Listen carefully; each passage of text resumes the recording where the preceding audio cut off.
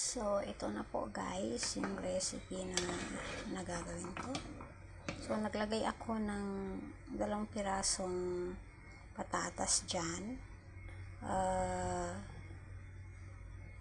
Ginawa akong 4 na piraso. So, hinati ko. And then, dahil konti na lang yung tubig at yung patatas is almost done, ilagay ko na itong cabbage na nikat ko. So, dapat ang cabbage is whole pa rin. Huwag nyong ikat. Yan. Cabbage. Ayan. And then, ilagay na din itong tofu. Malinis ang kamay ko, okay? So, ilagay na din itong tofu. Wow, looks yummy. Looks yummy, right? So, pakaluan natin ng siguro mga 5 minutes. Kasi hindi pwedeng ang cabbage ay ma-overcook. Dapat half cook lang yan. So, dahil ganyan na, medyo lakas natin yung fire. Kailangan ma-absorb ng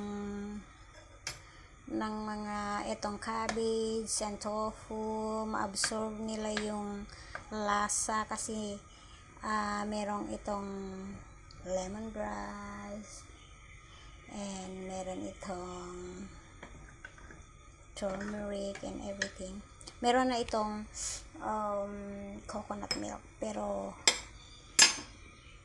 habang kumukulo siya, ang gagawin ko, dagdagan ko pa ng coconut milk para mas lalong ang lasa talagang masarap.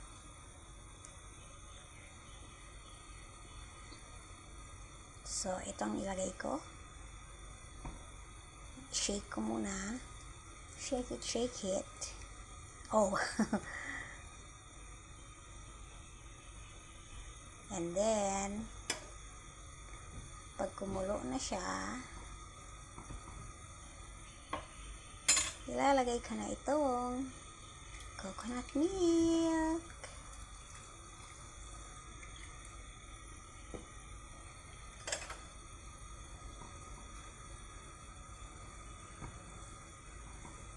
Mix around.